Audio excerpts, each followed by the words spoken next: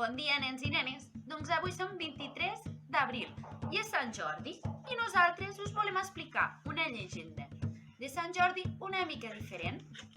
Esteu preparats i preparades? Oiteu, aquesta és la llegenda que us volem explicar. És Sant Jordi a la cova del drac. Diu que temps era temps, quan els ocells tenien dents, a la bonica vila de Montblanc hi vivia una població feliç durant la setmana, però atemorida tots els caps de setmana. Expliquen que als afores de la vila hi vivia un drac ferotge que dormia de dilluns a divendres i que els dissabtes es despertava i s'enduia a la seva cova tot el que se li posés al davant. Només s'aturava el diumenge, quan es podia el sol. Cada divendres, tots els habitants de Montblanc, guiats pel seu rei, agrupaven a l'entrada del poble uns quants caps de bestiar i una bona collita d'hortalisses. Era un bon sistema, perquè així aconseguien que el drac no els ataqués a ells.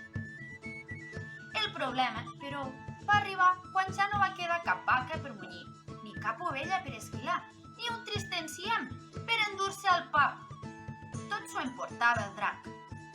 El rei, preocupat pel seu poble, va decidir enviar uns quants soldats a provar de batre's amb la bèstia, a veure si d'aquella manera aconseguien alliberar-se per sempre d'aquell terrible monstre verd.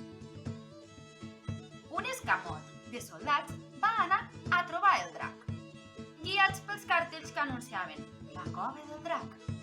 Quan van arribar a l'indret on dormia la bèstia, van trobar que era un lloc molt agradable.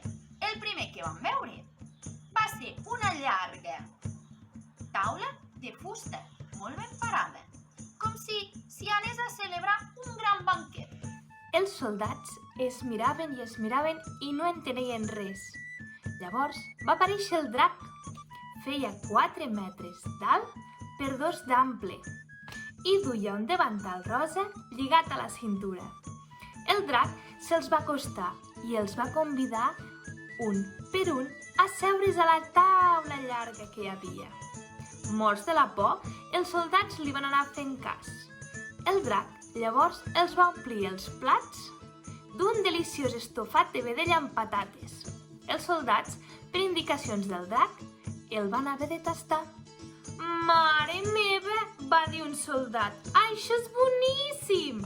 Crec que mai no havia tastat res tan bo», va dir un altre soldat. «Senyor drac, moltes felicitats! Vostè es mereix una estrella Miguelín», va dir el soldat que manava més. El drac estava radiant, feia salts d'alegria, perquè després de molt temps algú havia anat a la seva cova a degustar els seus plats més suculents. Com que els soldats no tornaven, la gent de Montblanc estava convençudíssima que el drac se'ls havia cruspit i van pensar que aviat atacaria la vila per menjar-se a tothom. Tots es van ficar a tremolar, tenien molta por. Aleshores, el rei va tenir una idea. Cada dia donaria una persona al drac i així els altres, mentrestant, se salvarien fins que trobessin una solució. Encara que la decisió no agradava gaire, tots van entendre que aquesta era l'única solució que hi havia, l'únic remei. La princesa, que era molt valenta, no ho veia gens clar i va decidir fer trampes.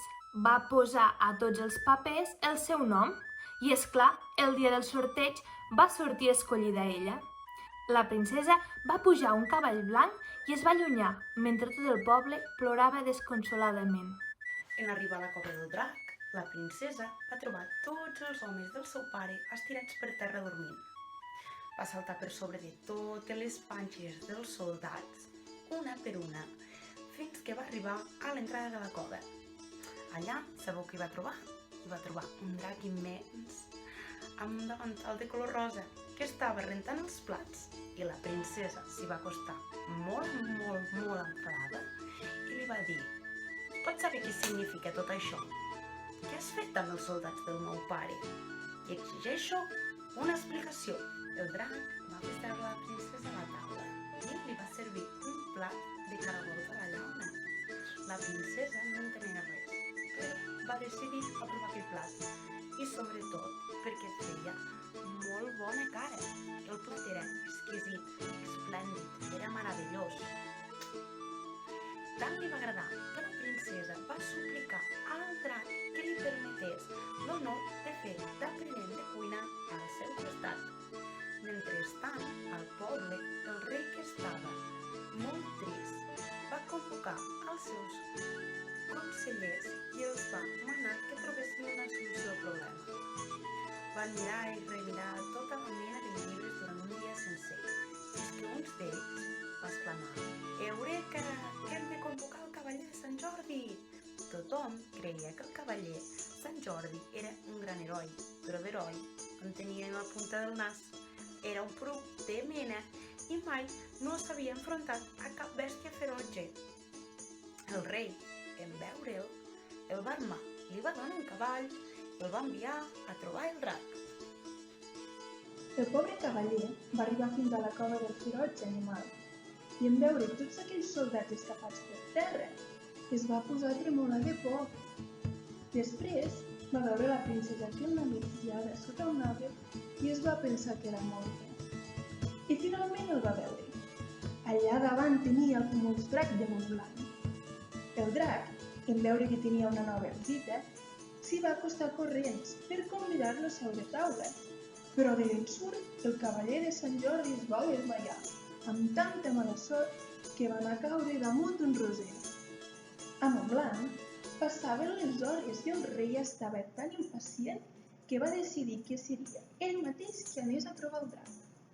Va pujar a dalt del seu cavall i va anar fins a la cova. Quan hi va arribar, els seus homes estaven dormint.